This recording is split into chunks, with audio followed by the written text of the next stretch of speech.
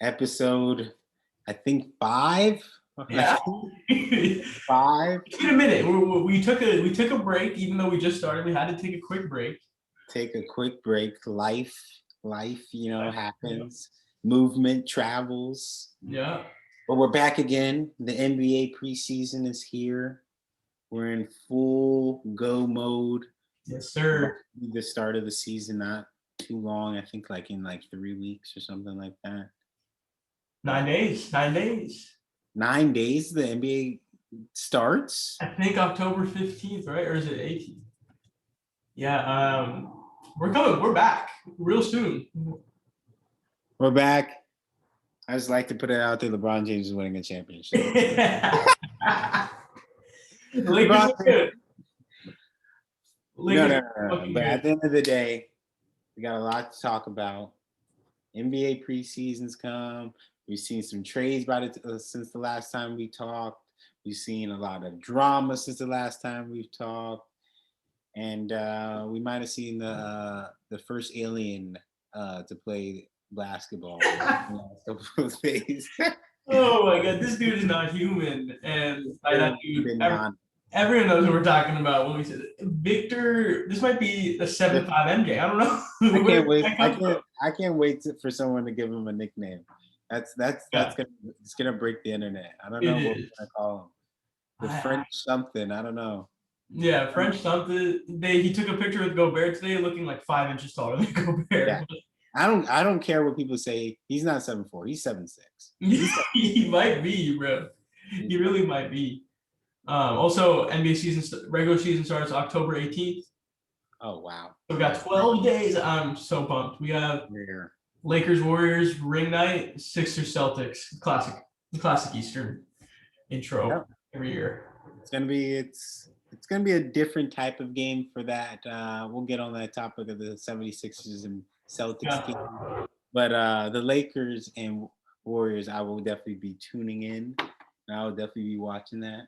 100%. Everybody does bad on their ring night, so we'll see. Could be a trap game for the Warriors, and that'd be perfect for us. It'd be perfect for the Lakers. I wouldn't mind starting off with 1-0. Yeah, especially off these fresh 0-3s we've been going off recently.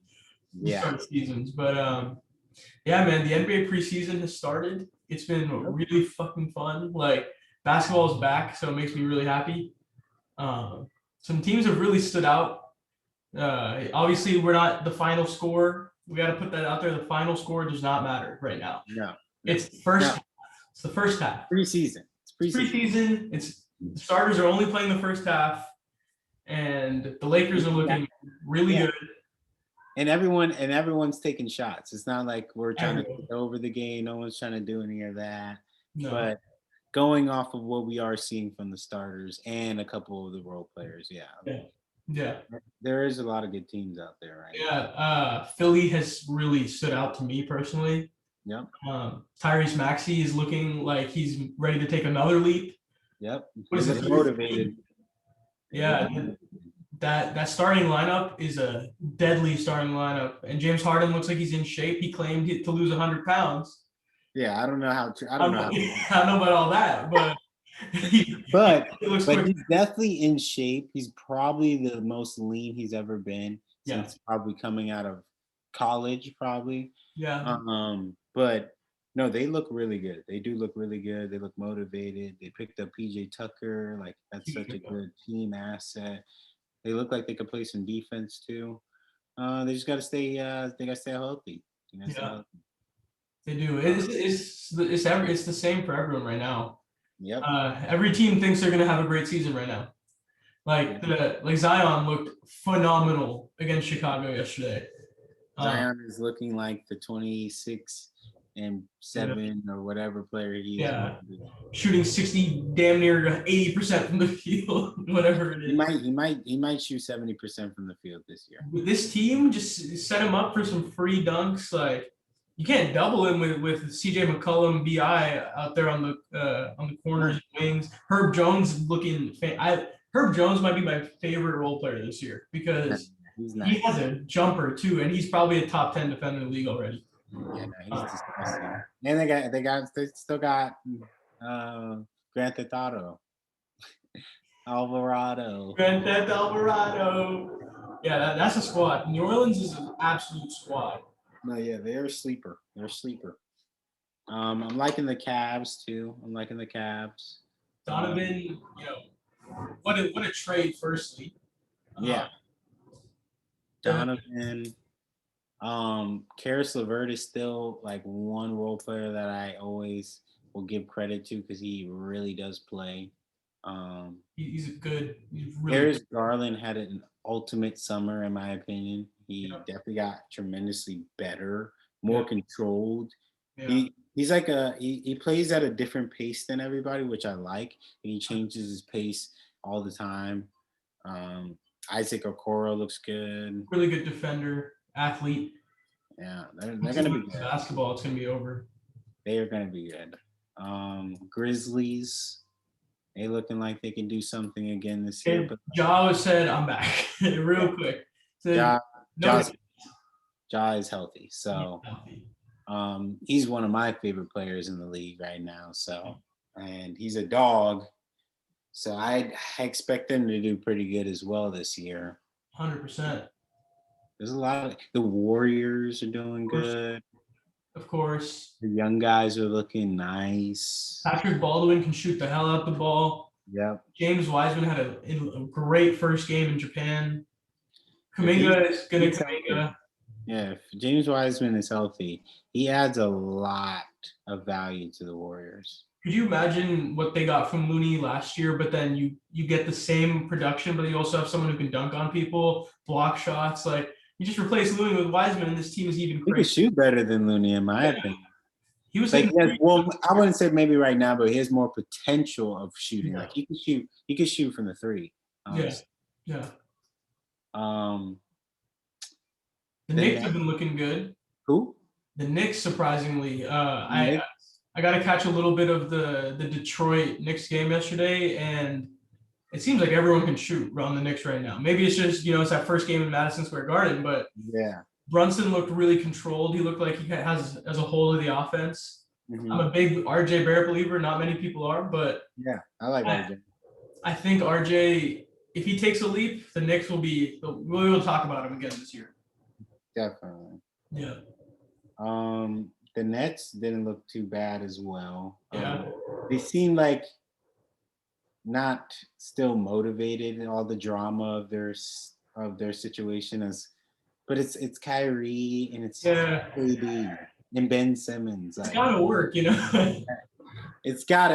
gonna win some games. Yeah, Kyrie was even talking about how things are awkward right now. Because as they would be. Like if I'm in that locker room, I'd feel pretty awkward too. Like you guys wanted out, now you're still here. Yeah. Like do you even want to play with us type thing if you're the other players. But they got a squad too. Like they've set the team up perfectly. Yeah, like 4 3-and-D players, 2 of the best spot up shooters in the league, Seth and Joe Harris, they're gonna be a squad regardless. They'll probably take some time. Ben didn't look good in his first game offensively, but he looked timid. Yeah, he looked worried, a little scared, but as it's first game in 500 days, so yeah. It's all right. I think they'll win a lot of games, but it's just going to take some time. 100%. You got to gel. The NBA is all about chemistry. Yeah, definitely. Speaking of coming back in 500 days, Jamal Murray made his return. Definitely. Yeah, he looked good. He looked really good. Denver's going to be a force if those two, number 2 and 3, if MPJ and Murray can look good. If they can get back to what they were in the bubble, that's a scary team. That'll be a good team for sure. Another team that was fighting injuries, is coming back, gonna look good is the Clippers. Yes, they did look good. I hate to say it, but Kawhi's looking like that guy. He's top 5. He's top 5. He's looking like that guy. I never put him top 5. I never do because I don't. He's great. Doesn't play enough. But he doesn't seem great to me. He doesn't look great to me when he plays basketball. But he does great things. He's the robot of the NBA. Yeah, he does all the dirty work, all the stuff that people don't want to do. But he also does great things like big time shots. Yeah, he clamps up. but they're gonna be good if they come back healthy. Paul George, John Wall, Norman Powell, Robert Covington. These guys, talk about a team that knew the assignment. They signed and traded for like 7 wings the last 2 years. They can switch everything come playoff time. They're gonna be a force. Yeah, they definitely are gonna be a force. Another team that we all are excited to see because of the big DeJounte Murray trade was the Hawks. They looked pretty good. They played DeJounte Murray and Trae Young 30 minutes. Wow. DeJounte went for 25, 9, and 8. Trae went for 22 and 3. That duo looked like it worked. Yeah. These guys I definitely I had a feeling it was gonna work because DeJounte Murray's not like a selfish player when he plays on his team. So like he does a lot of triple double work and pick up like defenders. So like now that relieves Trae Young from being like exactly double teamed all the time and kind of just like not like he can almost do what Curry does and like kind of like run off the screens now because he has a real ball handler to like really like spread the floor. And what was weird about the whole summer was I thought they were gonna get rid of John Collins, but then they ended up just like bringing him back. And I guess like they're just gonna flow with it. But John Collins and Trae Young pick and roll is still nasty. Oh, deadly! I don't even know why they wanted to get rid of him. Yeah, I don't know why they wanted to get rid of him. I think it was maybe a money thing. Probably. Maybe they were thinking bigger, maybe like Kevin Durant trying to get. Yeah, they were trying to get on those sweepstakes. But they ended up with DeJounte Murray, which is not bad. And honestly, Atlanta is a sleeper town to want people to come and play there. People enjoy Atlanta. Yeah, they love Atlanta. Atlanta's dope, and you just need to like build around them. And I think they're on the steps. Like in the next couple of years, they'll probably get somebody big. Yeah, honestly, if they can find a way to maybe like sign and trade one of these guys, or like I'm sure Clint Capella is going to move on in a couple of years when Big O takes over because Big O looked really good. Yeah. I don't know. Atlanta, they're going to be. I'm going to try and watch them a lot this year. Them and the Cavs. They're definitely going to make the playoffs for sure. Yeah, for sure.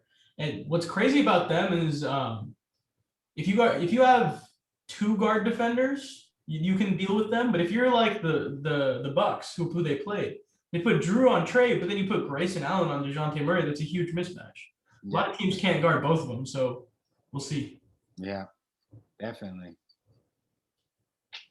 And of course, the Celtics have been in the news a lot. Yeah.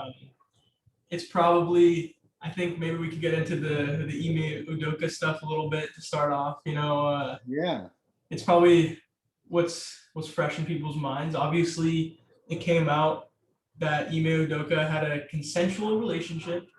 We're gonna air quote it because of what Matt Barnes and Richard Jefferson were talking about, but consensual relationship with members in the Celtics staff. Yeah. Rumor came out that it's potentially the owner's wife, potentially a CEO's wife, potentially multiple people. Inappropriate comments, maybe. I don't know. About this. Hear your thoughts on it.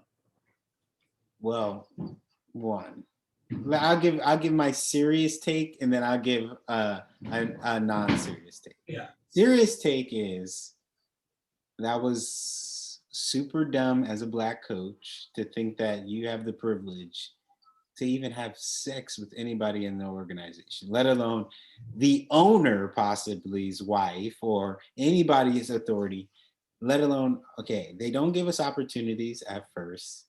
You had a great year. You're about to probably sign a big check. Like you're like understand your history of what you're playing. Like you're coaching for the Boston Celtics. Yeah. The most racist team, if not other than Utah Jazz in the league. Like they stand for basketball, but they stand for like their culture, and their culture has always been not involved with us. Even Bill Russell, 100%. Rest in peace, his soul, was not even comfortable there, and he won 10 plus championships there. So like it was just idiotic. I just think that was just dumb. Also, he has a wife I think at home, like too. Yeah, like, It's just like it's not a professional look. It's not a business look. It's not anything. But the non-serious take is, who the fuck cares? Literally. Who the fuck cares? It's sex. It's not like, dude, so many people have open relationships, real like weird relationships. Who the hell cares? It's probably not a great idea anytime in any type of job, even if you're working at McDonald's, anything, to sleep with your boss's wife. It's never a good idea. I don't think that's a good idea. It's never a good idea. But dude, if you would have won a ring last year, you probably might have been here still, and probably people would be saying you're a savage and stuff like that. But right now, you just look dumb. Yeah. Now you're probably never going to coach again. I don't think even a college would pick you up, to be honest, because they don't want you fucking the teachers. Yeah, they don't want you. They definitely don't want that. Dumb. He's the joke, definitely going to be a joke of the year. But I also think it's going to ruin the aspect of this young, developing team that trusted in their coach. I think they're not gonna. I don't think they're gonna be good this year. I still think they're gonna make the playoffs, but I could see them falling from 5 to 8th seed.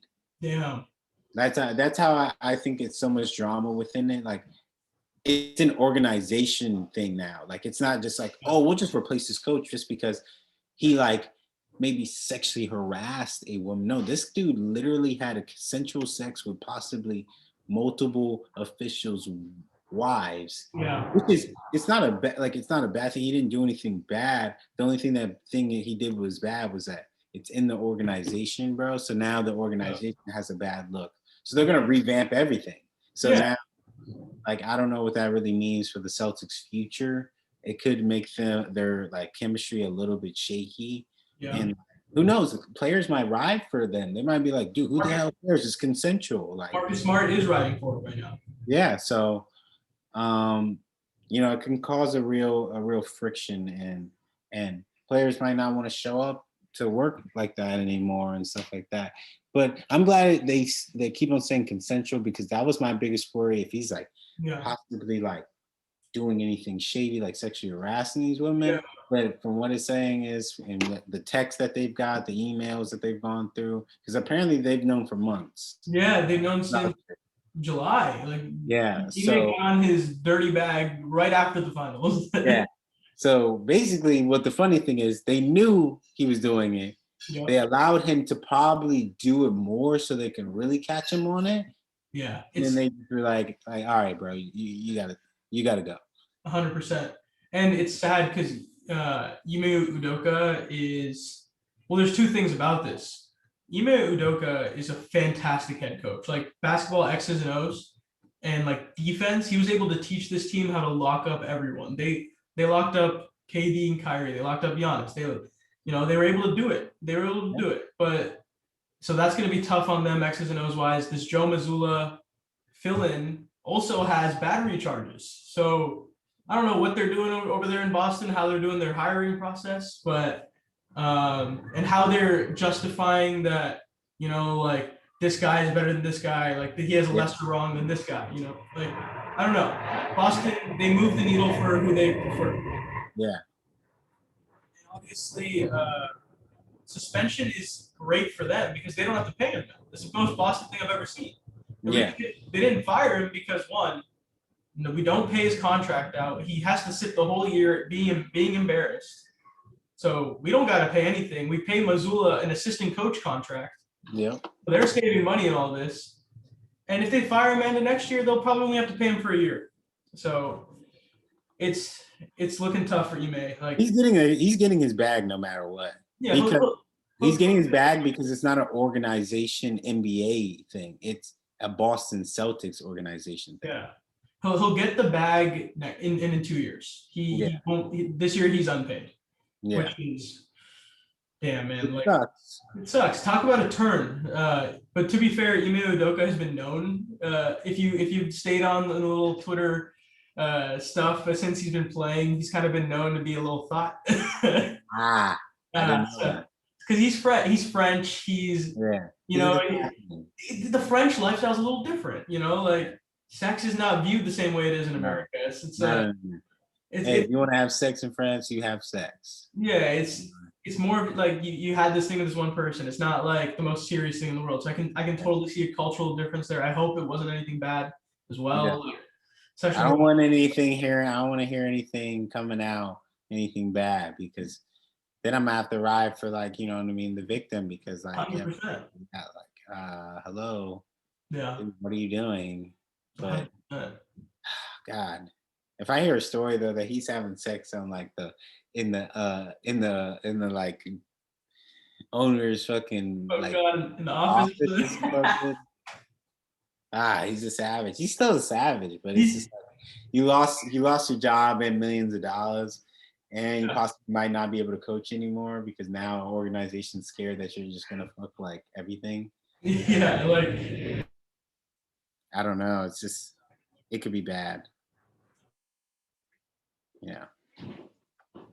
Well, that's probably as far as we need to go on that. Yeah.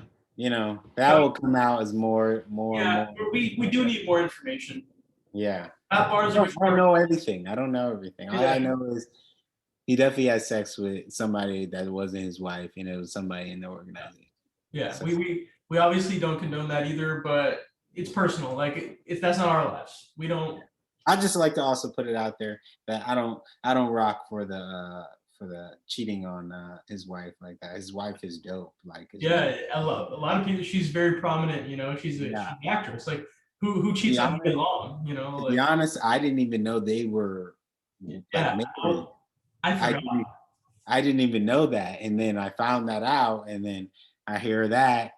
Yeah, you're slipping. Yeah. Apparently, the lucky thing is it's come out that they had an open relationship. They did have an open relationship, yeah. And she's still riding for him. Like they're living. She and her son, or their son, are still moving to Boston. No, yeah. Maybe now, maybe not Boston. Maybe they'll go somewhere else. But it seems that these two have an agreement, you know, and that's personal stuff. That's adult stuff. That's why I keep on hearing consensual, because it was like also like consensual in the aspect of the wife knew that he was messing with other women. He just maybe she didn't know who it was, but like she was aware that she was not the only woman that he was sleeping with. But don't bite the hand that feeds you. Right. So this is 3 billion women on this planet. Yeah. You're the Boston head coach. I think there's a lot of options out there for you. Yeah, I think so. You're also a former NBA player, so. And you have a bag.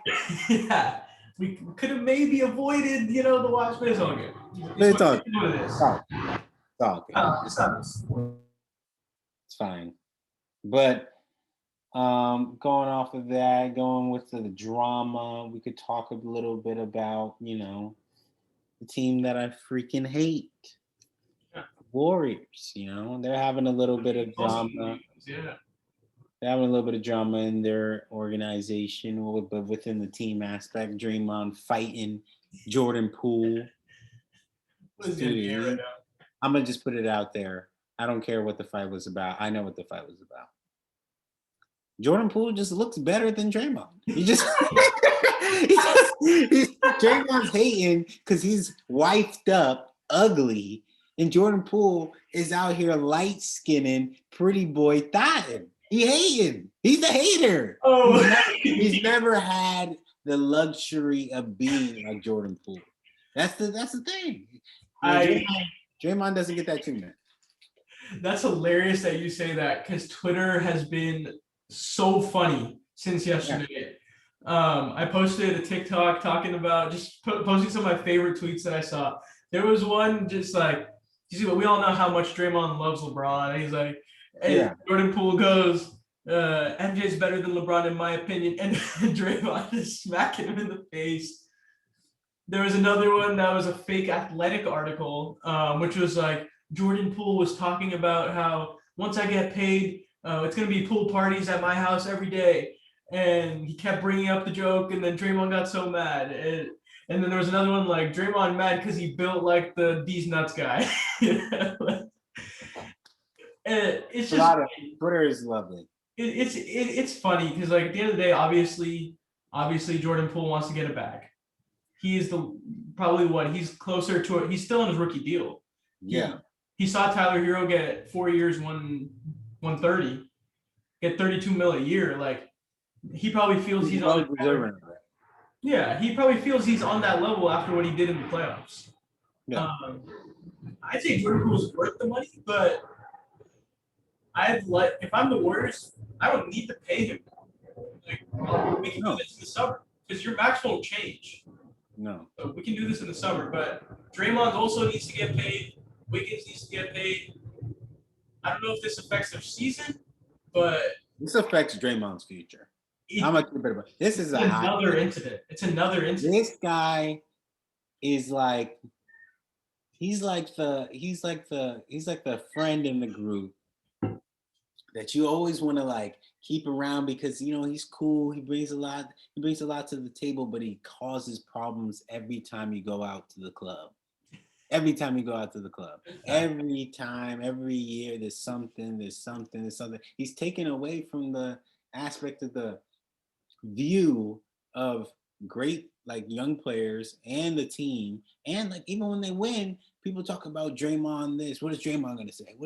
Dude? He gotta go, dude. He's gotta go. He's not doing anything for the team. It's a disguise, dude. It's a disguise. But he is so important though. Like. Why? It's like what Clay was saying. Clay said this, it's today's October. He said this on September 25th. He was talking about once you come to the Warriors, if you haven't been yelled at by Draymond yet, you're not really a Warrior yet. Because it's like, even though, like, I understand what you're saying, it's just. Yeah, no, it's the culture of him. But fine, play him keep him like Udonis Haslam. Dude, but he can play, though. He can still play. Dude, he's not. You're telling me he's better than James Wiseman right now? Well, yes, right now. No, dude. James Wiseman. Just because Draymond has a backpack on doesn't mean he's not a good player. Dude, he has great IQ of the game. That's great. Also an elite passer.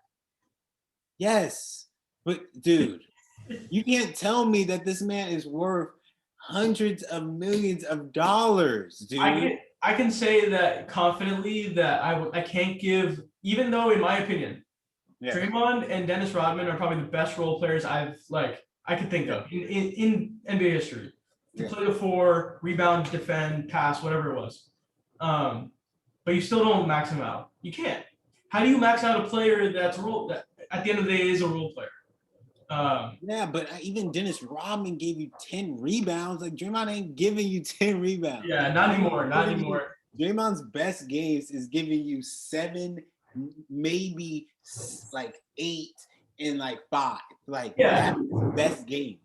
Then he'll go off one month for like 20, and everybody will be like, oh yeah, he can ball, he can do this. And then he'll manipulate everybody by saying on his podcast and stuff like that, oh yeah, I can go and score all the time, but that's not my role. Okay, that's not. It's like what Beverly says. It's exactly what Beverly it's like you're manipulating us into thinking that you're great, but you're just great at what you do. But what you do right now, and with the money that you're asking for, it's not the same. It's like we're asking Russell. The people want Russell to average a triple-double. Yeah, Russell does not give us a triple-double, but we're still paying him like he's still getting triple-doubles. That's what I'm saying. Draymond is on a decline. And for sure. I don't think he brings anything to the table. I don't think he brings anything to the table other than leadership. Well, I obviously disagree with that because I'm a big Draymond believer. But I understand. Yeah. I understand why you say that. Also, like, it's hard to justify Draymond's off-court actions, even though he was apologetic. Like, it's just like I don't think they should do anything, but I can totally understand the perspective of like, damn, like you can't do this anymore. Like, we got to suspend you for a couple games. Like, we got to reduce your pay. Like, we're not giving you a max if this is what's gonna happen. Like, I can't give a max to a player that's probably guaranteed going to miss 2 games out of a playoff series. Like, I just can't. I can't give it to a player that I can't give like $100 million to a player that is giving you consistently 7 points a game. Like that's what we give to players that like are coming out of like, you know what I mean, coming out of their shell and stuff like that's the type of stats that he has. And I'm not just basing it strictly on stats. I see what Draymond does. He does a lot of stuff that doesn't hit. He's their defensive anchor. But you can't tell me the Warriors don't have Kevin Looney. They got Patrick Baldwin Jr. now. They got James White. They got Kuminga. Yeah. Kuminga can do what Draymond does in a younger and healthier and higher jumper way. Once he gets some IQ, goddamn, Kuminga needs some IQ. But yes, he needs some IQ, 100%. But I can't accept that this man is getting a bag. What supposedly Jordan Poole was saying about Draymond being a triple single player. Apparently, that's what was said. He's said that to other players and did nothing. And then now you're gonna beat up on this freaking young dude who is obvious. You didn't do that to Steph. No. You didn't do that to any of these other players. Like, I don't understand his ways and his thinking. Yeah. And he's super entitled to me. And that's why I be hating on Draymond, because he's super entitled. But I've never seen Draymond lock somebody down for a full quarter. That's a fact for me. I've never seen him lock. I've seen him have great key plays on defense. Yes. He is really good at timely stops. Yes. Which is why I love his game so much on defense. I love the way he also talks on defense. That's what's underrated in NBA these days. No one talks anymore. But everybody compares him to this defensive player. But one of my favorite defensive players, I'm going to compare him to. Tony Allen did not shoot the ball. He did not score the ball. True. But you can't tell me that Tony Allen's stats don't be better than Draymond. He did more than what Draymond does for the Warriors right now. They do different things. Because Tony Allen was asked to guard Kobe. Yeah. Like LeBron, like great scores. And that's what Draymond is expected to do in some ways. But then he shies away from doing it. And he's a great help defensive player. He's a great, like, you know what I mean, IQ, key stop player. But when it comes down to the fourth quarter, I don't be seeing that shit unless it's like one or two plays. He is, I will say, in the playoffs this year. I don't know about the other years because, you know, like, I feel like this year we were all paying attention pretty aggressively to the Celtics series. He had a game where he had to get subbed out. Which is, you don't want that. You never want that. He was playing awful. It's not $100 million, dude. No, it's not. But I will say, it does, like, given what the Warriors have, the infrastructure they have, the ownership they have, the billions of dollars of tech money that they have, if you can pay all three of those players, Jordan Poole, Andrew Wiggins, and Draymond, you just got to do it. You bite the bullet. Yeah. I mean, I get it, but you don't have to pay this man hundreds of millions of dollars. Yeah, you also don't have to, because you do have someone who's going to be your starting four in a couple of years, just in Kuminga. Where Jordan Poole could be a franchise player, or like not necessarily like a superstar, but he can be an all-star one day, and that's for sure. So you have to make a decision, and looking at it, like, Jordan Poole's our age as well, so I can totally understand Jordan Poole. Like, he wants his bag, he feels like he deserves it. Look, like, we're at an age where we want a bag too. Like, who doesn't want a bag right now? Like, you need it. If I'm feeling like Jordan Poole, I'm feeling like this old, washed up bum that's getting it's a game. It's taking the money away from me, bro. I cannot not feel like that, because Draymond, if he was a real super team player and he really went by his IQ and his stats, he would take a pay cut. He would take a pay cut because he would understand, all right, let's get somebody like caliber like Kevin Durant, a big player, again, to come back over here again. Draymond would argue he did that already, though. No, he did. Yeah. But I'm saying now even more. I know Draymond's gonna want a bag, because he's gonna pull that. I got four rings. Pretty good thing to pull. And he's been saying for the all season, Steph Curry and Klay Thompson can't do this without me. Like that's the entitlement of it. Are you actually serious right now that you think that they can't really do it out? I don't They all know. need each other, but it's a little crazy to insist that those two players couldn't win championships without you. Yeah. That's that, like you're not that valuable, dude. I definitely understand. Like, look, like as a role player in my own right? Like I understand the value of dribble handoff, screen for the guy, or like to hit the open shot when you have it, or make the good pass, make the ideal pass. Like Draymond, in my opinion, is like a top 10 passer in the NBA. Yeah. And passing, it doesn't get the shine it deserves, but I think it's huge. But then, like at the end of the day, like these guys are all putting the ball in the hoop. So I understand Jordan Poole being like, yo, like you're not gonna disrespect me on your podcast. Because last podcast, they were talking about Steph, Clay, Jordan Poole. They had a 3-point contest in Japan. Mm-hmm. Clay was talking about how he got interviewed after. He and Steph destroyed Jordan Poole, as they will. They're probably the two best shooters of all time, along with Ray. One key quote, it was good to humble Jordan Poole. So you can already tell those two had their rift for the last year. Clay was making dirty looks at Jordan Poole every time he pulled a crazy shot. Mm-hmm. There is a lot of body. You can tell things on a basketball court how players feel about each other. Yeah.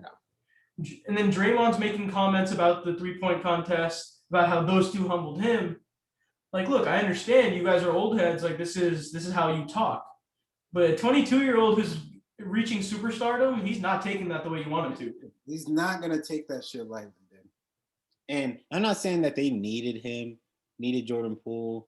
Like they can always like their draft ability, they can draft. So like I have a lot of confidence in the Warriors organization. But dude, Jordan Poole is a dog. It's like literally a freaking he's so copy paste of what Steph Curry does. Like you can't ask for anything better. Like y'all once upon a time had Monte Ellis and Steph Curry, and that was a problem for you guys. Yeah. Now you have Jordan Poole and Steph Curry, who can shoot the hell out of me. You're telling me that you're gonna pay Draymond, and that's outrageous to me. Like you can't pick one over the other. You're gonna either pay all of them or you're gonna have to make the right decision. Jordan Poole's bag got to be bigger. That's the bottom line. Well, Jordan Poole's max is Tyler Hero's money. It's 32.5. Yeah. So Draymond is around there too. He's more of like a 35, 37 max. He got to go 22. It's not the first time I've heard that. There are Warriors fans we both know that feel the same way. Like he's got to take a pay cut, dude. Because he does not produce for the Warriors like that anymore to win. It's disguised, dude. It's disguised.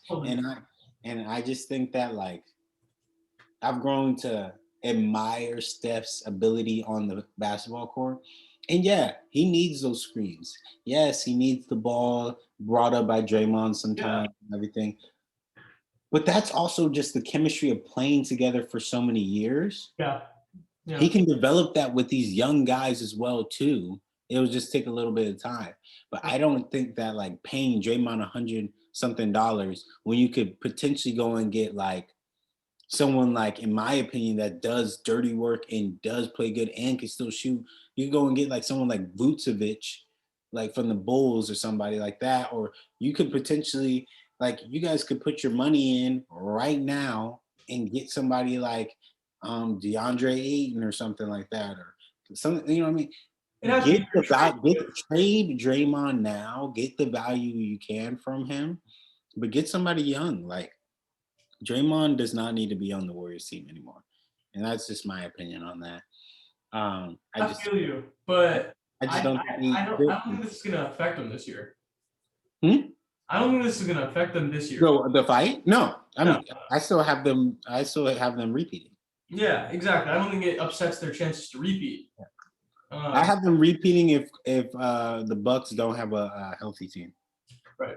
I think we both are Bucks Warriors. Yeah. 1A, 1B kind of a thing, Bucks Warriors, unless LeBron James can fucking pull something out of his ass again. Yeah. But at the end of the day, it's realistic and I had to think LeBron. I had to think Steph Curry versus Giannis championship, and I don't think Giannis is standing for losing. He has a lot of respect for Steph, but Who's calling him the best player in the league? yeah, but no. Hey, Giannis but is like ESPN does not agree with us. ESPN thinks the Warriors are going to be the 8th seed. ESPN is smoking crack. I want everybody that pulled that report to have a terrible weekend coming up because that was just terrible. You guys That need was to get drug tested, bro. right. The eighth seed. So you're telling me the defending champs are gonna go from defending champs to the eighth seed when they got younger and potentially you could say they got better and they're healthy. And Clay's going to look better this season for sure. Jordan Poole is going to get better. Andrew Wiggins is still in his prime. Steph Curry is Steph Curry. Draymond's still only 32. James Wiseman's going to get better. Patrick Baldwin's looking like a demon. Like a lot of these guys are liking this Ryan Rollins kid. You have Dante DiVincenzo for the cheap. Like out of nowhere. I'm a huge Dante DiVincenzo. Yeah. And he's only going to play like 12 to 15 minutes and look good in those minutes. Like Iggy's talking about how, oh, you play good for a white guy. Like they still got Iggy's veteran leadership. Like what? I don't understand. I don't know what analytics you could run. I like analytics. I think we agree it's important for today's age. But what analytics can you run that tells you the Warriors are going to be the 8th seed? Not even in the league, the West. Who's better than the Warriors in the West right now? Cocaine is a hell of a drug, dude. Okay. I don't know what these people are doing. Like that's just outrageous, bro. They have the best team on paper. And now you're in what sucks as a Laker fan. I know what this does for teams when you do this. You add fuel to the fire. You make it hard for the rest of us, ESPN. Yeah. Every year, too. Every year they got something to say about the Warriors. Like I'm not the biggest Warriors fan either. I don't like them. I really don't like them. But I'm not gonna go and post some ignorance and say, yeah, they're the 8th seed and just motivate Steph Curry, who and everyone says the same thing. Steph, Clay, those guys are the petty gods. They act like they don't be on social media, but they're on social media. They're on everything. They see all the reports. They put that shit right on their little wall, probably shoot 1,000 shots that night and go 90%. Like, come on, bro. Like, you're motivating 2 scorers and saying that they're gonna be the AC. So you're telling me that they're not gonna be better. Like they're gonna be like I think they were the third or 4th seed coming in, but yeah, 3rd seed. They played Denver at 6. They're gonna drop 5 spots. Yeah, that's crazy. And you're telling me that they're gonna go from the 3rd seed to being in the play-in. These guys are not gonna be playing. No, way. No, that's so dumb. That is so dumb. Like coronavirus would have to come back for them potentially. That's it. We need COVID-20 if that's what is gonna happen. That's how dramatic that like statement was. Like eighth. Yeah. I understand them somebody saying like 3rd or 4th seed. I could possibly see that if they have like a little bit of injuries or like it's not working out or something like that. They're not shooting good. Because sometimes they do go on a spell where they just they don't shoot well. They had like a run last year after Steph broke the record where he couldn't hit a 3, so therefore that's your team. Like if your best player isn't hitting, obviously in the regular season is a little different and playoffs will make it happen. But 8th seed, so you're telling me that they're potentially going to be like 1 or 2 games away from not making the playoffs? Like no. ESPN does this every year. They like when the Lakers won the championship in 2020, we were projected to we weren't even in the projections. Yeah. There was a top 5 finals predictions by all ESPN air quotes experts, humongous air quotes on that. We weren't even in that. And then who won the championship? The Lakers did. So I don't know, man. I don't know why they continue to have this credibility. It's probably because Woj is still over there. Yeah. They got a great NBA countdown crew, but whoever's running their analytics I'm sorry, bro. You got to watch some games. You got to watch basketball if you're going to, put this out. Like what? 8th seed? That's ridiculous. That's outlandish. That's ridiculous, dude. Yeah. another big news item that that's integral for. It's not like a controversy or anything, because it's been clear that LeBron James and Kareem Abdul-Jabbar have had their differences. Yeah. Kareem, after watching a few episodes of Winning Time on my trip back to the States, Kareem was a different guy. Kareem, he's nasty. Like his play, he was dominant. He had the best, most unstoppable move in history. But when off the court, he wanted to do what Kareem wanted to do. And he made that clear. Kareem was not going to fuck with Magic Johnson. He wasn't going to be your friend, James Worthy. He wasn't going to be your friend, Norm Nixon. Jerry West was their coach, and he did not fuck with him until they switched over to Pat Riley. Kareem was very much his own man. He demanded a trade. He has different views on the way of life. He called Kyrie a bum the other day. He and LeBron have very different views. And LeBron was asked after the Lakers' first preseason game, do you have a relationship with Kareem, and what are your thoughts on breaking the record? Because he's going to break the record this year. Obviously, LeBron gives the political answer that, look, I'm going to break his record. It's cool. I can't even believe that. I used to look up to these guys, especially Kareem. These are the historians of the game. These are the people who did it before me. So being able to break that record would be, he couldn't even put it into words, but LeBron's been thinking about this for a while. But then obviously he goes to say no relationship with Kareem. And I don't know. It's interesting. It's a little sad, because you kind of want the old heads and the new GOAT of this this new era. You kind of want those two to, especially Lakers. You want everyone to be tight, but it is what it is, I guess. Yeah, I mean, I'm the biggest LeBron fan that there will ever be. So I'm gonna say the stuff that he really wanted to say. Yeah, he probably. Basically, what he was saying with no relationship, he was basically saying, no, I don't give a fuck.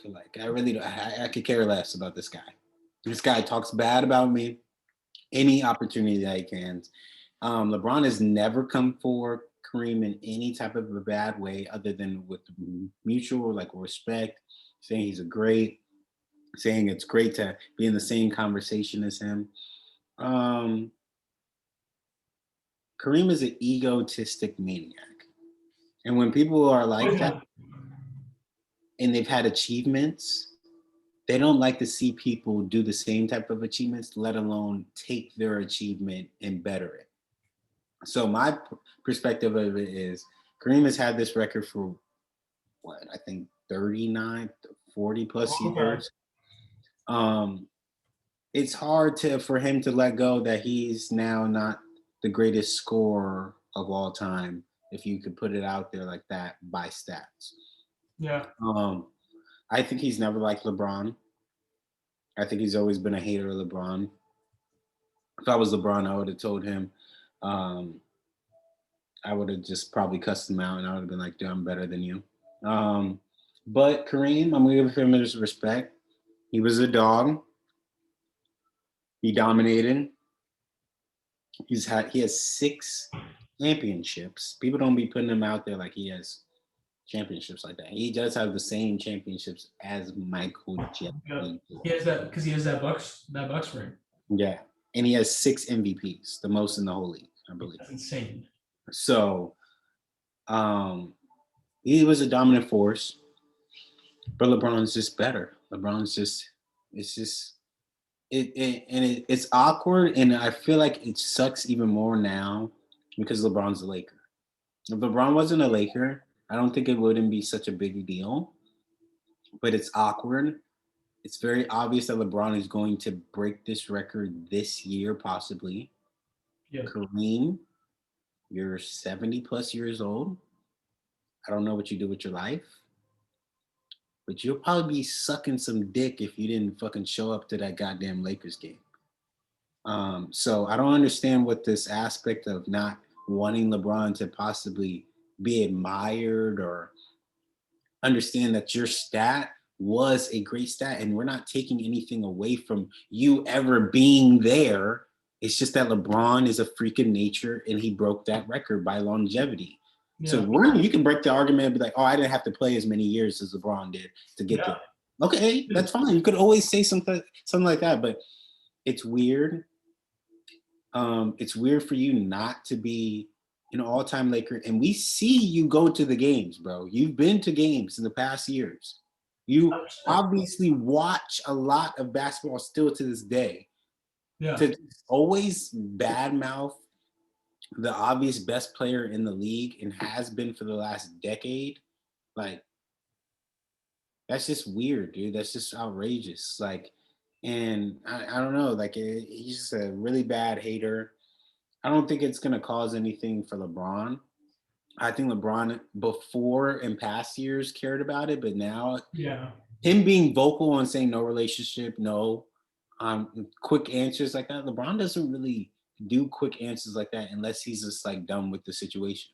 Yeah, 100%. LeBron only gets into everything, which is why it was shocking. We're harping on it, but it's sad. Like, these two should be appreciating each other's greatness. Like, fuck whatever political thoughts you guys have. Like, whatever it is. Like, at the end of the day, basketball is basketball, and you two are two of the top probably 5 to ever do it.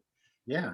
Like, we should just keep it. We should just keep it basketball. Because like if we're just keeping like if we're talking about this, because it's obvious that Kareem has basically said he has no respect for LeBron James. Yeah. Okay. Well, my generation loves LeBron James. We stand for what LeBron James does on, and especially 10 times more off the court. If we're gonna go off of that, Kareem, then it's fuck you. You didn't do anything. You didn't do anything off court. You didn't help your people. You didn't really do anything to give back and change the society of what black people were. You just wanted to be Kareem and ball out and do your thing. That's cool. You played your role. Now LeBron's role is much bigger. I don't know if you hate that LeBron is more worldwide or something like that than you, and you're even from like technically a different country. Like, but like at the end of the day, that's just where we're at in this world right now. LeBron James is going to break your record. He might even be, he's not going to be breaking your rebounding record, but he's going to be near you. It's crazy when you look at the numbers of rebounding and assists where he is. Yeah, like he's going to be top 5 in everything pretty much. Top 3, top 10, and then if not top 25. Yeah.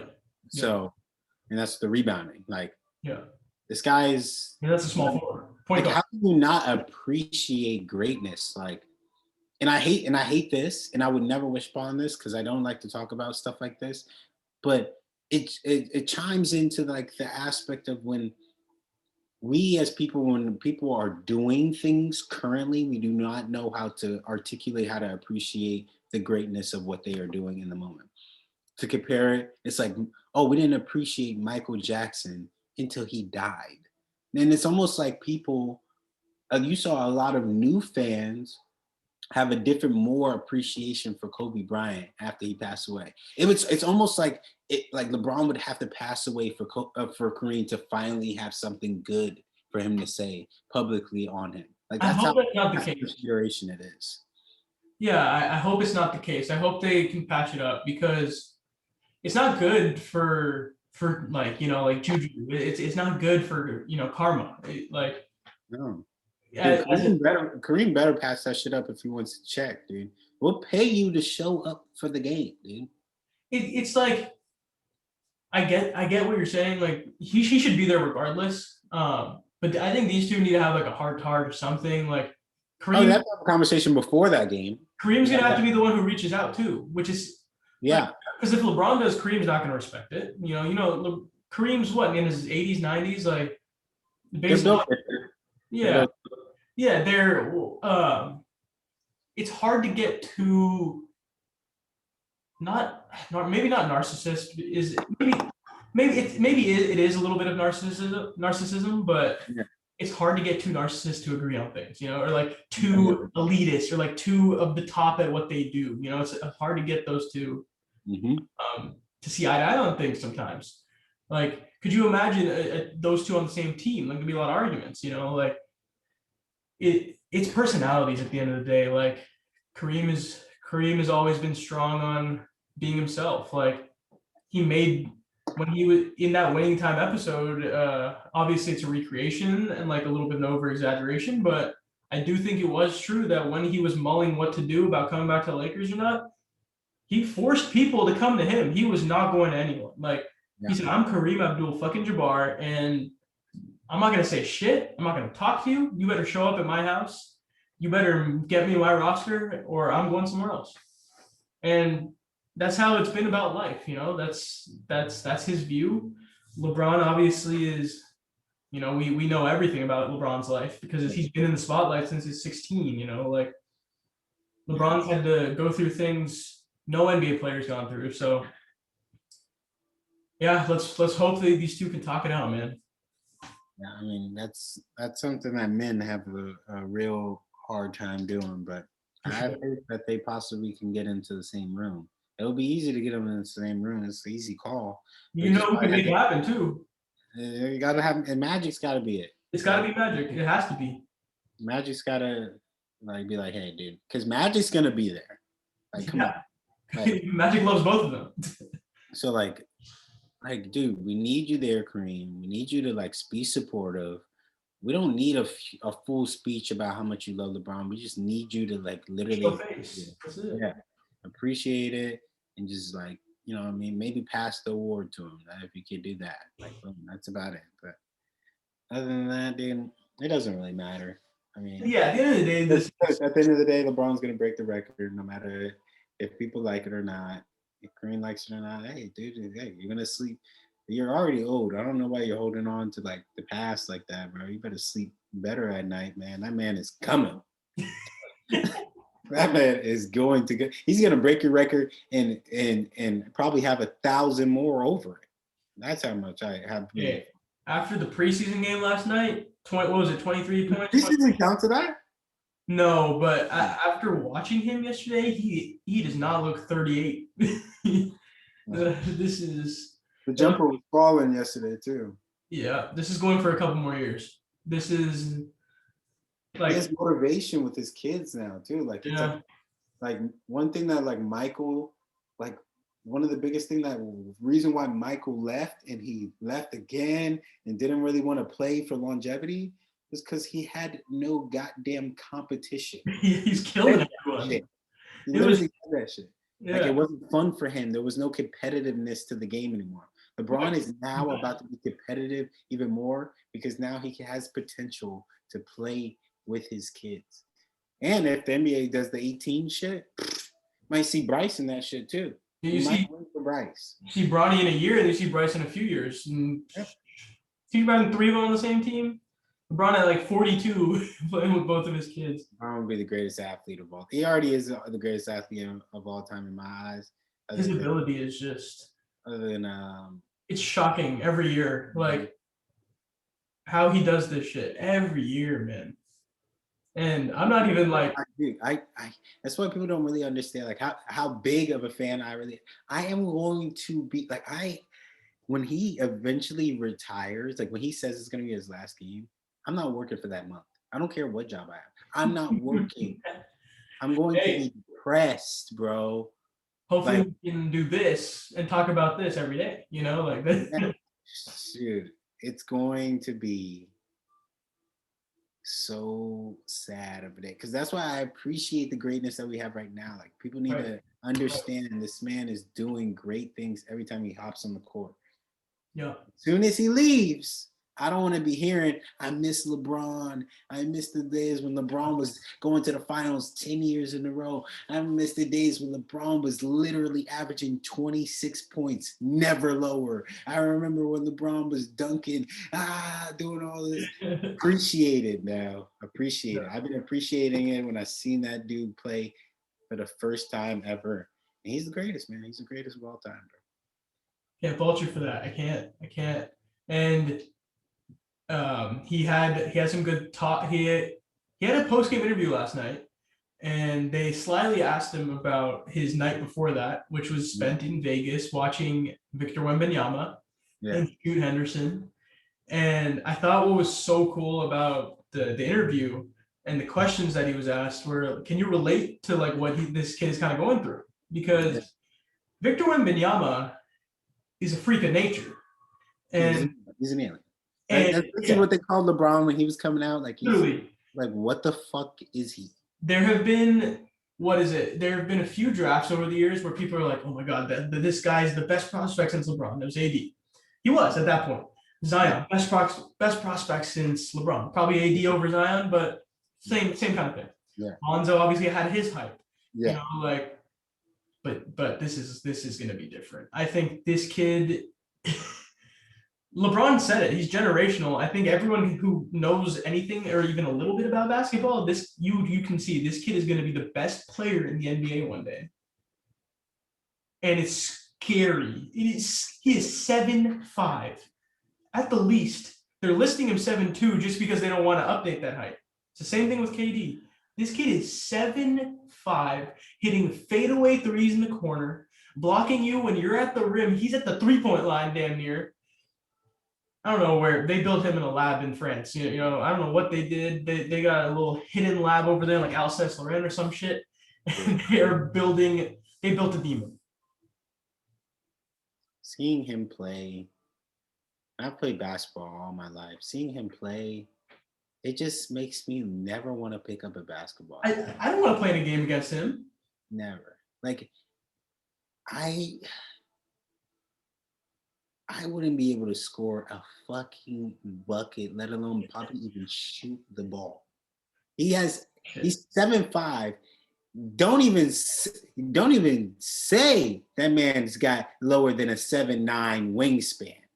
Like at the least. Like a 10-foot wingspan damn near, bro. It's crazy. Dude, his wingspan is absolutely ridiculous. Yeah, he's at 8 feet. 8 feet. And he's moving like that. He has long arms. He has an 8-foot wingspan. He has big hands. He can palm the ball. Like that's another thing. People don't understand. That's a gift right there. That makes you an ability to do a lot more things. He can shoot the ball off the dribble, catch and shoot. It's crazy. He can dribble. He's motivated to play defense. He's not afraid to actually get dunked on, to be honest. I like totally fine with it. He's not afraid to get dunked on. So he'll go out there. He can be the first player since Bill Russell to average at least 3 blocks a game. Oh yeah. Took me a second there. Like give him 30 minutes a game, 4 blocks. Like, dude, you're gonna have to be stupid if you're going to the rim with Victor Wembanyama on the help side defense. You better be LeBron James. Otherwise, who's going up at him, bro? He can turn a lot of these teams' franchise totally around, like right away. I want to see him. There's a few franchises. Well, firstly, before even picturing him somewhere, there are gonna be like 10 teams that tank this year because of him. Oh, absolutely. This is going to be the worst tanking we've seen since LeBron James. This is going to be so bad. I remember when the Lakers had traded all their good players to tank for Zoe. This is going to be worse. Like, if Chicago, like, look, obviously the main teams are the Spurs and the Jazz. Those are the 2 worst teams in the league by far. They're so good that I could see Popovich literally coaching for another 10 years for this. Literally, Pop will be like, fuck it, like, if I get Victor Wembanyama, I can teach this kid with the help of Tim Duncan and David Robinson. We're going to turn him into the GOAT. Like, the Spurs would be a fantastic fit. I do not want to see him on Utah one bit. Dude, I don't want to see him at Utah, dude. I really don't want to see him at Utah. Don't go waste another star. You do that, Utah, you do that all the time. Please, just get out of this, man. Like, try to win some games. I don't know. I wrote one team down that I would love to see him on, but I don't think that they will be maybe in the lottery like that, but I hope that they say fuck it and just tank. The Kings, dude. I would love for him to go to the Kings. Why the Kings? Why the Kings? Because I don't know, I see him in that purple jersey, and then I see him playing with De'Aaron Fox and the young, what's the rookie that they just picked Keegan up? Murray. Yeah, Keegan Murray. They do have a bonus. Yeah, I don't think they'll be bad enough. but like I don't think they're gonna be that bad. But dude, if I was the Knicks, I'd fucking break everybody's legs right now, bro. That'd be the most marketable thing they could ever do. Is dude, why not? Take the fines. Take the fines. Sit everyone. Goddamn here. Dude, I'm sending everyone to the G League, bro. I don't care, bro. Dude, this kid has the potential to be a top 10 player of all time. Yeah. That's how good his potential is. Yeah. And what's crazy is that this is kind of consensus. Like, I haven't seen a single take anywhere from a credible basketball source from someone who knows basketball that like isn't like, okay, this kid's gonna be goddamn amazing. Like, yeah. I also another team that I selfishly really want to see him on, and see a team that I could see trading their veterans after it doesn't work at the deadline is the Hornets. LaMelo and Victor Wembanyama would be such a duo. If Jordan could do that, that would improve his fucking. The valuation of the Hornets would go from 30th to like 10th. And LaMelo and that would be the most OP. If you don't know, an overpowered duo in the league. You give me a 6'8" point guard who can do everything on a basketball court. You give me a 7'5" center who can do everything on a basketball court. Pick and pop, pick and roll, lobs. He has skill like freaking Kevin Durant, dude. He does. He does. That's what he reminds me of so much. It reminds me of Kevin Durant so much. Like, it's like scary, but he makes Kevin Durant look small. How do you do that? How do you do that? Kevin Durant's 7 feet. Dude. I would love for him to be like traded in some way, and like him and Luka could play together. That would be a crazy duo. Dallas. Oh man. Oh, God. He's also one of those players like KD where you put him on any team and he fits somehow. No, yeah, he just fits. I'm playing him. I don't care what anybody says. I'm playing him at the 4. No matter who preserve his career. Like, for example, that's a good point because OKC is definitely going to be in the running for him because Chet's out. Yeah. So they're gonna find a way to make up an injury about Shea again. Find a way to make up an injury about Giddey. I think they're gonna send Shea away. They might have to.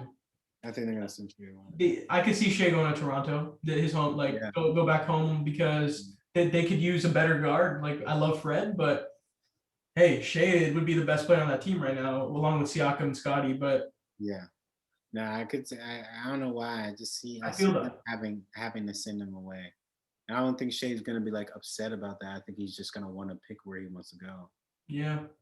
But I mean, he's done good things there. But yes, yeah, dude, Victor Wembanyama, he can make if he goes to OKC. Chet, Victor, Jang, Poku, Giddey, bro, Shea, like Dort. You got Jalen Williams, both of them. Like that team is already looking like they have a top 3 young core in the league. Yeah. We've talked about OKC's young core. You add probably the best prospect we've seen since LeBron James. My God, you're championship bound in a few years. Yeah, he might come in and average 20 points a game. I think so. He's gonna get fouls. He just drive, and then like, dude, he's so small. God forbid, if this kid has the same work ethic and drive that Giannis Antetokounmpo had, in 5 years, he will be the greatest player of all time. Damn near. Like, it's a hard hypothetical because if he gets 40 pounds heavier and just gets muscle, my God, there's nothing that he can't do. Nothing. He'll be the most all-around player of all time just simply because he's also 7'5". He can pass too. People are underestimating he can pass. He's zipping passes across the court. He's blocking. I understand because no one's gonna block his pass ever. That's quick. You can't even see him on it. 7-footers can't even reach his hands. Dude, he has no problem shooting over anybody. He literally has a nice stroke. Like it's textbook. It's perfect. Yesterday they have the showcase versus the Ignite. Yeah. They go Scoot Henderson versus Victor. Obviously, it's 1 and 2. Before this when you know this dude is crazy. He said, if I wasn't born, Scoot would be number one. Like I wasn't born. That's how much confidence he understands. He understands how good he is already. And that's a fact, dude. That's a fact. If he wasn't born, he would be number one. But how do you go against? But I wouldn't feel any type of way if I was going against somebody that was 7'5" and could play like that. I'd be like, yeah. If you're Scoot, like obviously you got to go tell the media, like, yeah, obviously I believe I'm the number one player. But in your head, you're thinking, I'm 6'2", he's 7'5". And he blocked Scoot twice yesterday. Once on a lay and once on a jumper. And that's another thing. He blocking jump shots. That's so hard. Who blocks jump shots in NBA? Like maybe two players. Man, so that's like AD and Gobert, and that's it. I don't see people. And I don't care if he's not blocking your jump shot. He's making you adjust. Like there's a stat, like I forgot what it's called, but it's a stat for like basically changing shots. Yeah. Like changing like he'll be number one in that. Yeah. By far. Not a landslide. Literally. Like, I don't care if you had dude, LeBron James is gonna have trouble shooting over. Yes. Kevin Durant is gonna have trouble shooting over just because he's 7'5" and he can jump.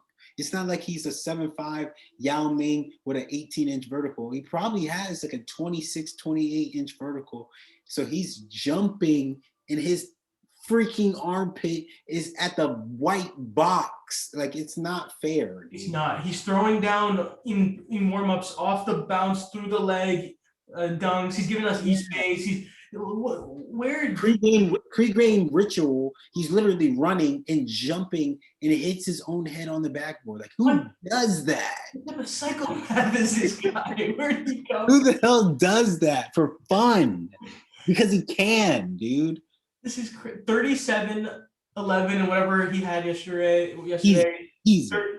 36, 11, 4 and 4 today. Like shooting a goddamn elite percentage. He dunked on Scoot, or he dunked on someone today. This is the play that did it for me when I just like, okay, you lead him right now. Yeah. He has the ball, has a point guard with him. Says, fuck out of here. Runs to the corner like shooters do. I do that in pickup against someone who's like 5'7", right? And I feel like I'm God for doing that. This dude is doing that against a future NBA player on the G League Ignite because they don't put like bullshit players out there. No. These are real players. These are other young prospects. Yeah. He runs to the corner, dribble, fade away, turning, perfect body control, splash like it's nothing. NBA 3. Let him get in the gym with Hakeem. Like he already got post moves, but let him get in the gym. Like people don't understand the NBA isn't just balling, dude. It's like when you go into the NBA, it's a brotherhood. So like you got all these different type of connections that you could call people. You can work out with people. Even working out with a lot of European players, they are dogs out there too. Don't ever sugarcoat them. There's a reason why there's a lot of them like Jokic, Luka, all these guys coming from other countries and they're balling and they're doing good. And he's been playing the top of the top players out there since he's been 16. Dude, once he gets into the NBA and the people that he's going to be able to work with every day, the treatment that he's going to be able to get, because I know he's going to be able to stay healthy, like in a way, like, cause they're going to like, whoever signs him is going to put $1 billion into that kid's body. $1 billion. He'll make you that money back in 2 years. Dude, he might, he can be an all-star first year. He might be the first person since it was either Ben or Blake because they missed their first year and then made it. I think Blake did it. Yeah, they both missed their first year. Technically, he was a rookie. Yeah, a super rookie. But if Victor stays healthy, my God, it's very possible. Because like people are gonna want him to see him too. He's gonna get the votes. Like if all of France is gonna vote for him. So. Yeah, like come on, dude. Yeah, it's scary. I feel bad for Scoot Henderson because Scoot Henderson is a fucking dog. You could tell from his first midi in the first game, he was talking shit immediately because he knew what the moment was. Yeah. He knew LeBron was watching him. Yeah. Chris Paul, D-Book, Ayton, like Trevor Ariza, like there were NBA people watching him. he realizes he's trying to prove that he's right there with him. He's next. But he got hurt today. He only shot 2 shots. He's a human being. Victor Wembanyama is an alien. Exactly. Exactly. I'm a very big conspiracy theorist, alien believer.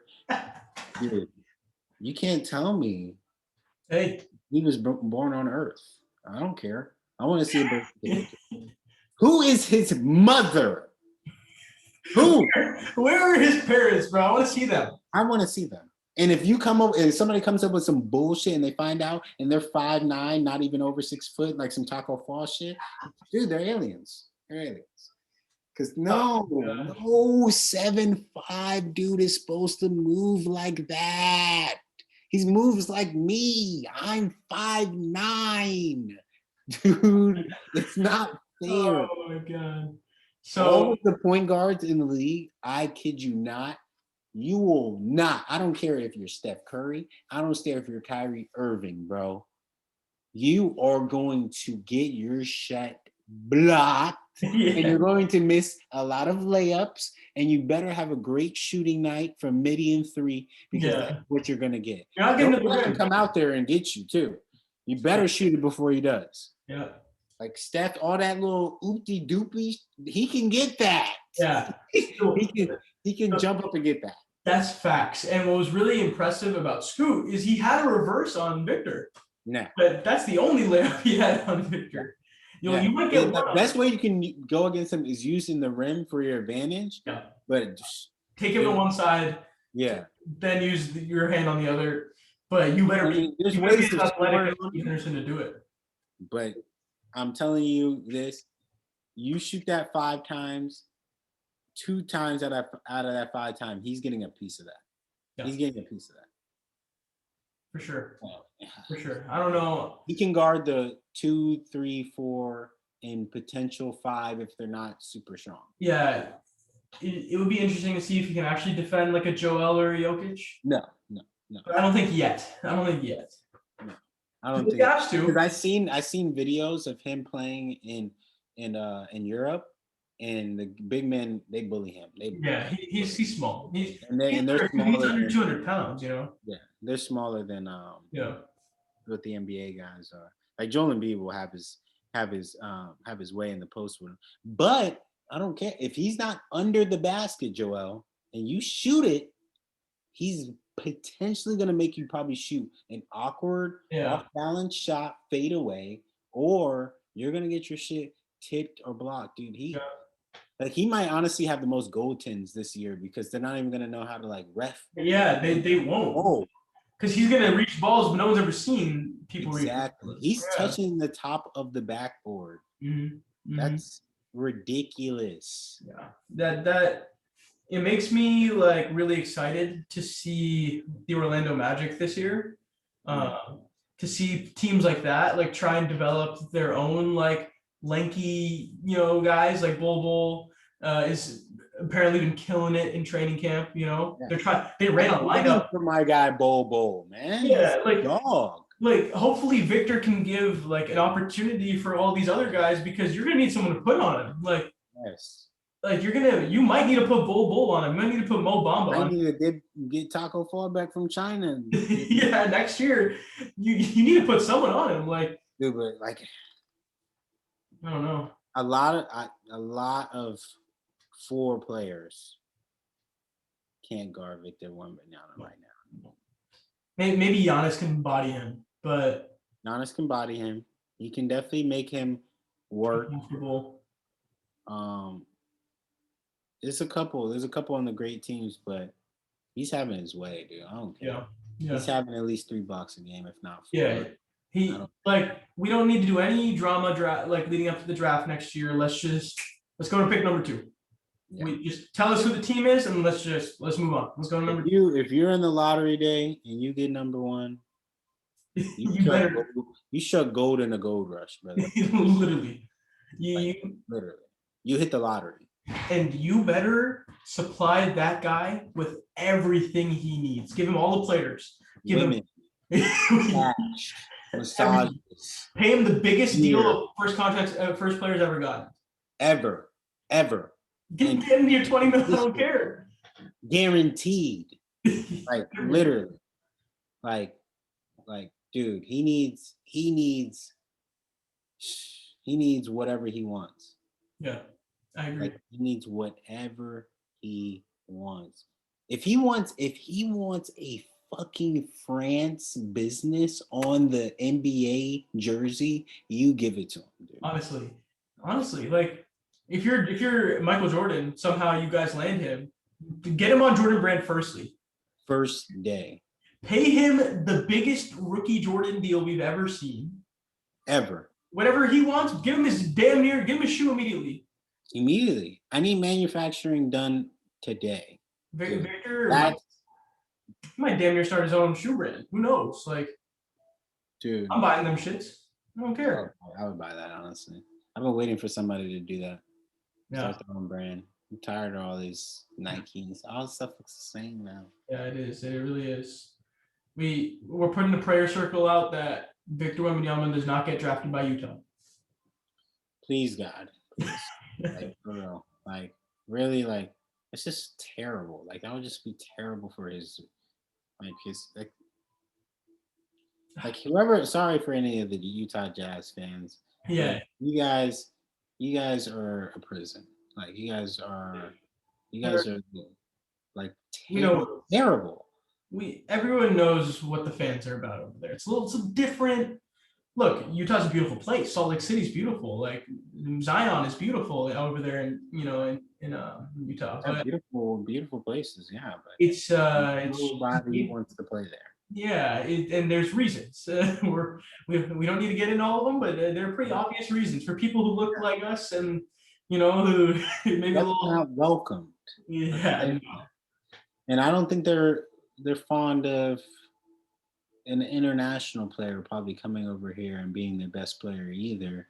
Except for, like, now they loved Rudy, but then at the same time they actually kind of like hated Rudy. Yeah, it was a mix there.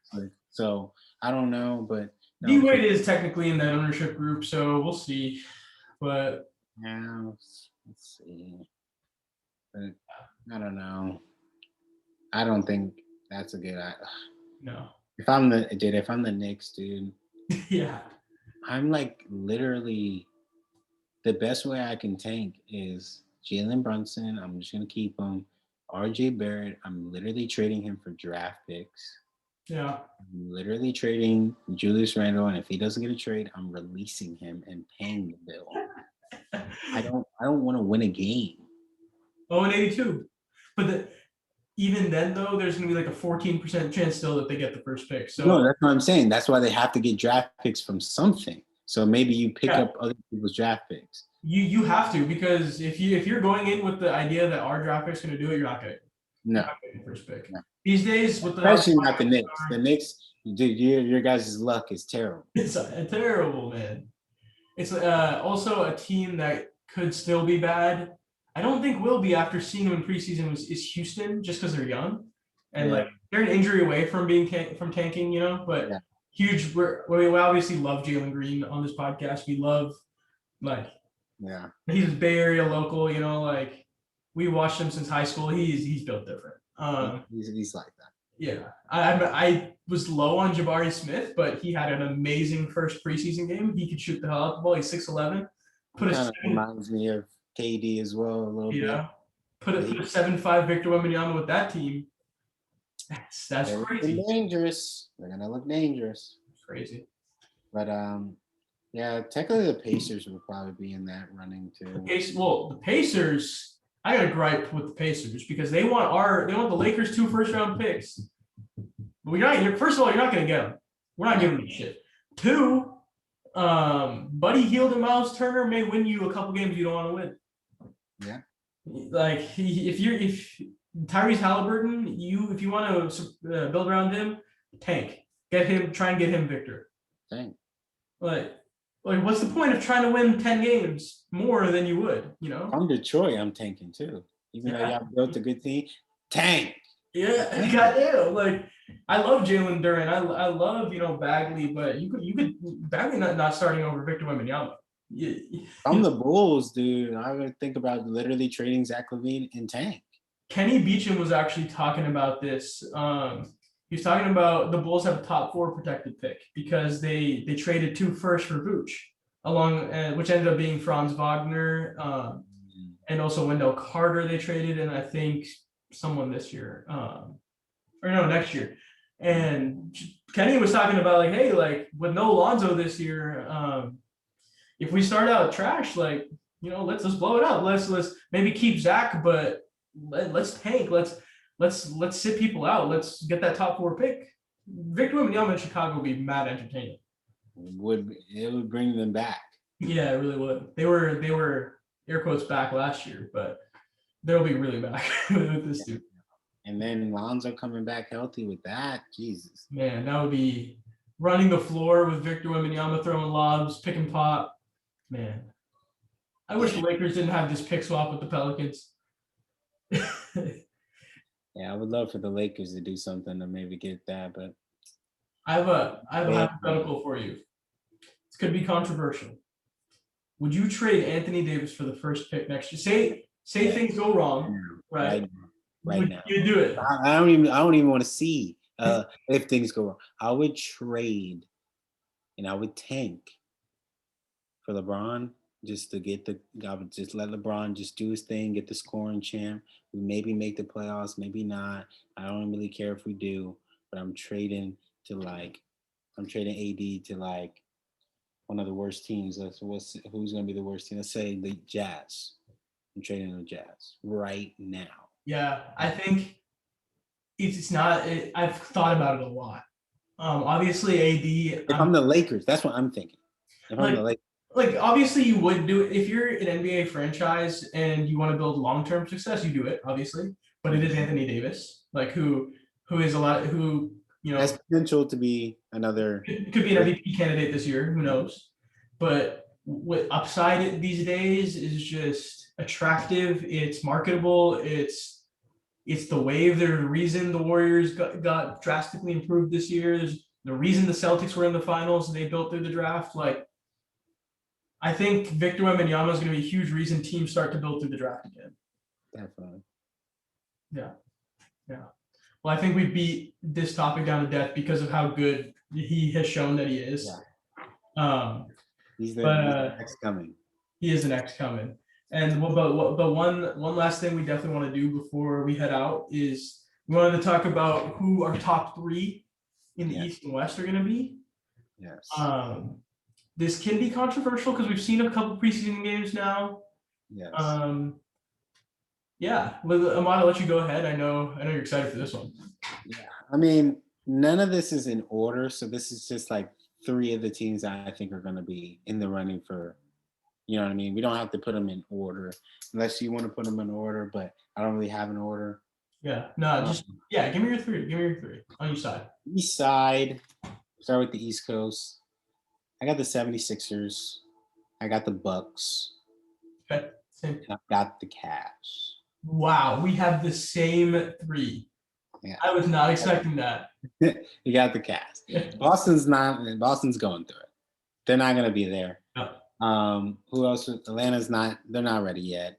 The Cavs have been hungry, and I think they're going to explode. And I think they're going to be that team that like nobody wants to play in the regular season and have like a really good regular season. I don't think they're going to have a good playoff stretch, but I think that they're going to be like the 3rd seed. For the West, I do have a tie for one of like the one. I got the Warriors going. Obviously, yeah. Warriors number 1. For sure. Then I have the Grizzlies. Ooh, okay. I forgot about them. I like that. I have the Grizzlies. And then I have a tie between, and I don't know they're going to be either 3 or 4, but I don't know which one's going to be 3 or 4. The Mavs and the Clippers. That's a good take. Yeah. And I think the Clippers are going to have a really good regular season year this year. Getting all their people back. I think they look motivated. They want to win. I think the Mavs are going to have a really good year. I think Luka's going to be my MVP, like I have been saying on our podcast for the last couple. But not only are they going to have the MVP, my hot take, You hear it here now on NJB podcast. I'm the first one to say it. Nobody's saying it. Everyone's talking about this person and this person. My rookie of the year Oh, is Jaden Hardy, bro. Jaden Hardy. We are today. Let's stamp it right now. We are a Jaden Hardy podcast. Jaden Hardy, come on the podcast. You need to come here because my God, how the hell did the NBA let you fall in the second round? Dude. If I don't know if anyone's ever done that. Rookie of the year from the second round. He is going to, who? Malcolm Brogdon. Oh, yeah, Brogdon did do that. He is going to average 18 points a game this year. They're going to give him his opportunity. Dude, they love him. Love him. They're putting him in the Dinwiddie role, and Dinwiddie's in the Brunson role, and it's just going to work. So if he can hit the shot, he dropped 20 in the preseason game last night. Like that. And Luka with him is going to feed. He's going to have so many open shots. I don't care what anybody. He is the rookie of the year, bro. Better than Pablo this year. Better than the Smith from Houston. Better than all of these. I'm telling you.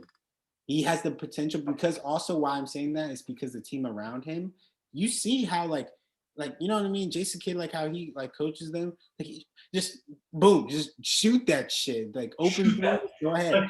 Like Luka's literally going to love to play with him, because not only can he do what Jalen Brunson was doing for him, he can do it in my opinion, in a better shoot. He's a better shooter than Jalen Brunson. Yeah, they're different players, but Hardy can give you what maybe Brunson didn't give you, which was spot up shooting from three. Spot up shooting, and he can still get a bucket. He can still go to the lane. He can still get a bucket. He's athletic. He can dunk and stuff like that. I don't know about his defense too much. Yeah, he's not there yet on defense.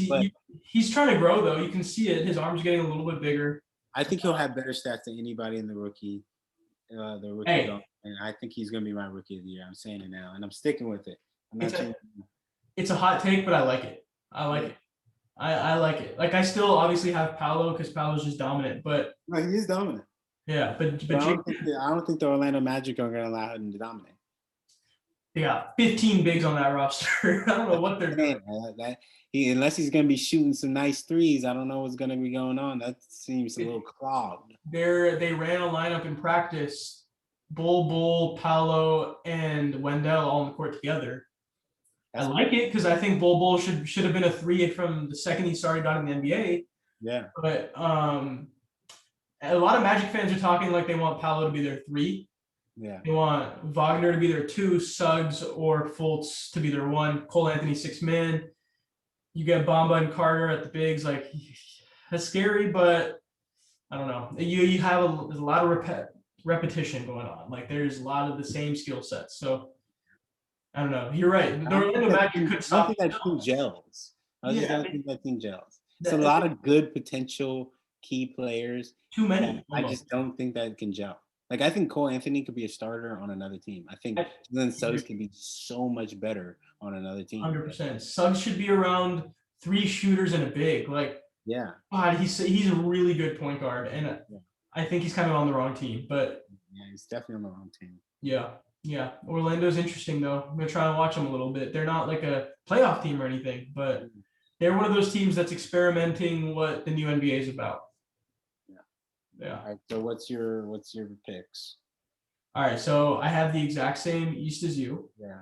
Don't really. Yeah. Like, we're all, the Bucks are the Bucks. They're the Bucks. You know. I think the 76ers low-key might get number 1 though. That's where I'm at though. Yeah. After seeing Tyrese Maxey, I think he's gonna take another leap.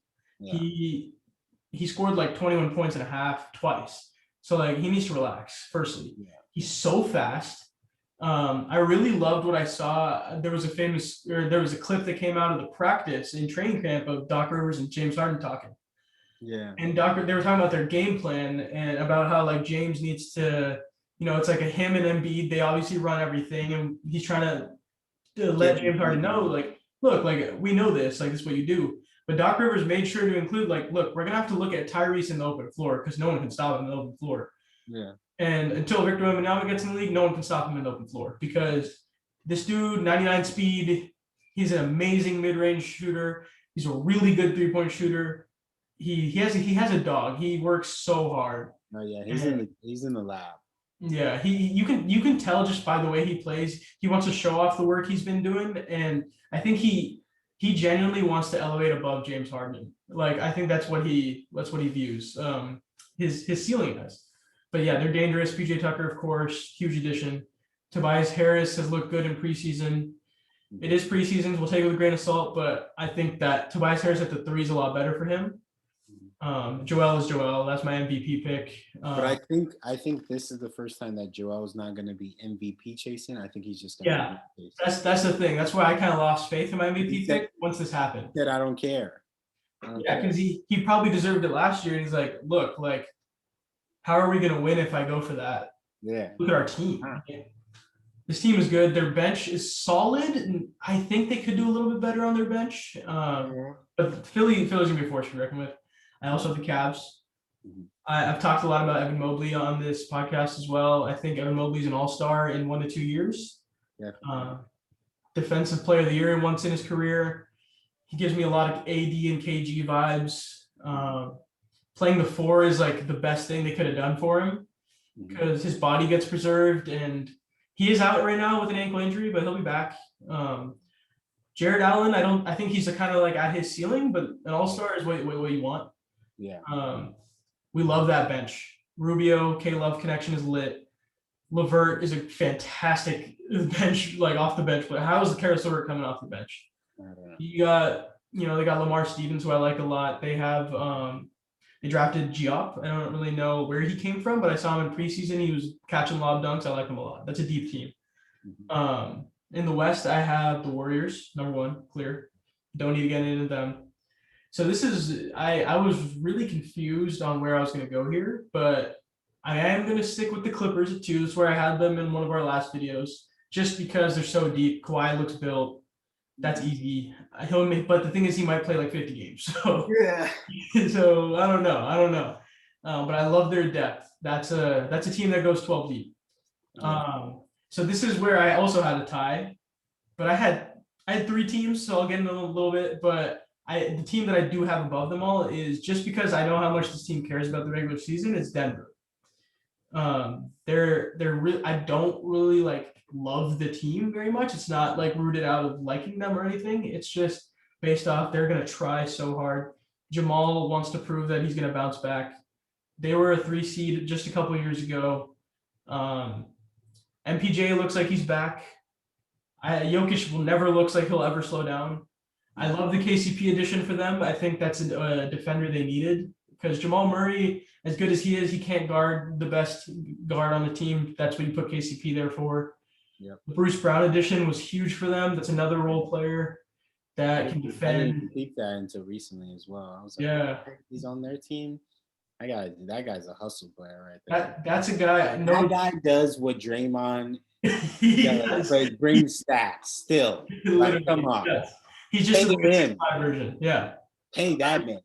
Yeah, Bruce Brown got a little underpaid this offseason. I didn't think he would be. I thought the Lakers would be out of his price range, but he got exactly what we gave Lonnie Walker. No disrespect to Lonnie Walker. I'm a big believer, but if we could have given that money to Bruce Brown, that probably would have been a better fit for us, because that dude can cut, he can dunk, he can shoot, he can defend. Like, these guys don't just throw on trees. The bag. I love Lonnie Walker too, but we from the bag. What we needed is a dog. Yeah, like Bev has looked good. We could have had 2 of them. We could have had 2. We could have had Bruce as well. I don't know. Maybe Bruce wasn't interested, but yeah, I think that was a huge addition. But the worst thing about the Nuggets is that they signed DeAndre Jordan.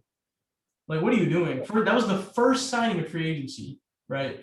But I think he plays like 2 minutes a game. So yeah, I got Denver there, but I also there's 2 teams that I have fighting for that 3 spot with Denver, and that's also Dallas and the Lakers. I think the Lakers looked really good in these first 2 games, in the first halves, granted. I think we kind of unlocked something last night with the Russ, Beverly, Reeves, LeBron, Wenyen group. You put AD for Wenyen, obviously, because AD was out yesterday. I love that lineup. That lineup is probably the only lineup where Russ gets to show off with LeBron and AD there. So I think the Lakers, obviously we're not much of a regular season team right now, but I think we can shock some people. And it seems like Russ is going to go hard this year, and he doesn't get hurt really. So doesn't have, and Beverly's on his team this year, so he definitely won't get hurt. So, and it feels like Beverly has faith in the team. It seems like the chemistry is way higher than it was last year.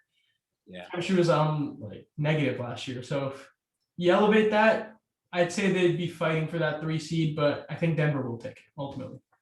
Yeah. That's a good take. I like that. Denver's a definite sleeper. Yeah, that's my sleep. Like, it's just they gotta stay healthy. Yeah, it's the same with all these teams. It's all health dependent.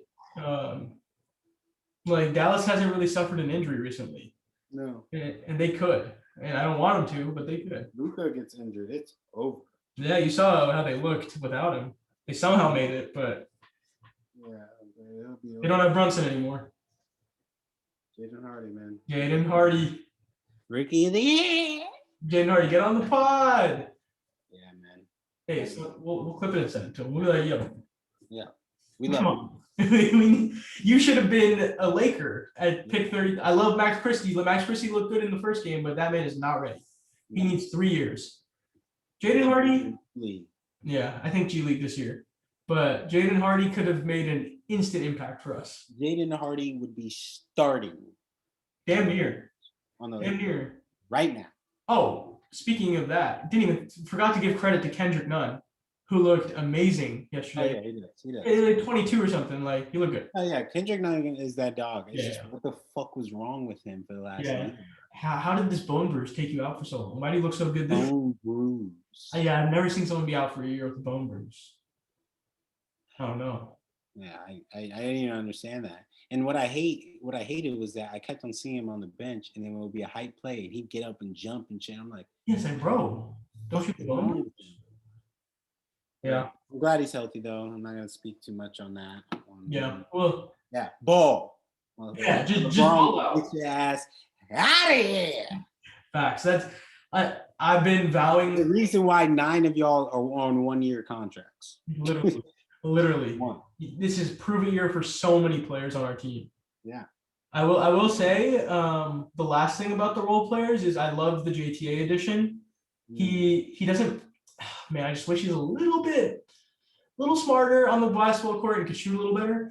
But you kind of missed players like him last year in Wenyan. You missed those two because. And we all love Carmelo, has a Melogelo, favorite color, like we all love that. But he couldn't hustle the same way these guys can. They're younger, they're hungry. He was running with no hamstrings. No hamstrings, running the 5. Dude, he pulled his hamstring, and like when he got hurt, when he pulled his hamstring, he like did a Hezo Melo. It was literally like the oldest thing I've ever seen. Like it looked like Rucker Park down the street type of vibe. And I just thought somebody pulled their whole hamstring. Like that, dude, it's time to let it go. No, it is. I feel for Melo, but it's definitely time to retire. Maybe we can pick you up later on, right before the end of the season. Maybe if we have an injury at the 4.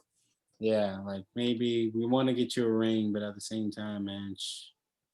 Yeah, it's just like better join the Warriors or something. Yeah, Warriors don't even want you no more. They did, but they don't. They somehow got Jermichael Green. Yeah. OKC said we don't want any good old players. So, man, Melo, damn, yeah, he may not make it this year, but hey, he can become coach. He can become coach. I'm fine with that. Go player development coach for some of our guys who can't shoot. Yeah. We'll have to pick him up or something. Udonis Haslam. Yeah, maybe that kind of a vibe.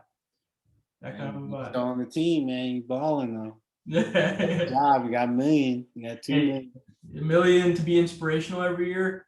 Give me that. 100%. Can't hate on it.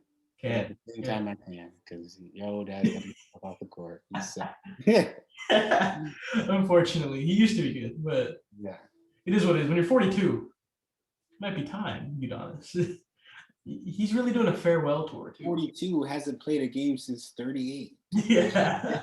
Right. This man's been retired but on the team for 4 years now. Yeah, dude. Like he really does not play any games. Like, and then he really be like, Yeah. I don't want to hate on him, but Yeah, the Heat players say it's important. They say it's impactful. No, it is important. He's a leader, but like I don't know how like important it is for him to be a player. Like some assistant coaches get out there and practice and scrimmage. Yeah. He could just, why did he need to be a player? Like I almost think you could probably make more money as a coach on the Heat than you would as a veteran deal almost sometimes. But we'll see. I think Udonis is smart. I feel like he probably chose it because there was more money. Yeah, I'd say so. But assistant coaches, if you're a head assistant coach, you're getting more. But yeah. He said, "Hey, let me get that Batman one more time, Pat. Right, one more time." This is my last dance. Yeah, literally. I wonder. Man, I remember when Tyler Hero threw him a lob last year against the Lakers. That was ugly. He fell on the ground. He just looked washed. It was tough. He's washed. Hey, all respect to UD. Legend. He legend. Don't ever. We're not saying anything bad about you. Just is what it is. You know what I'm saying? Time is up. It is. It's been up. All right. All righty. It's been a good one. We're back. That wraps that up. How long was that one? That was a good little one long one. Oh no, we went long today, but I enjoyed it. We got to catch up on a lot of we had to that we missed. So next episode we'll come back to you guys next week. Yeah. We'll start to get more consistent. We'll be there. Yes, sir. We'll be hitting on the NBA season in 12 days. 12 days countdown. We're gonna watch some preseason basketball tonight. Watch some football tonight. Let's get it going. Let's do it. Let's run it. No, it's the vibes. Yes, sir.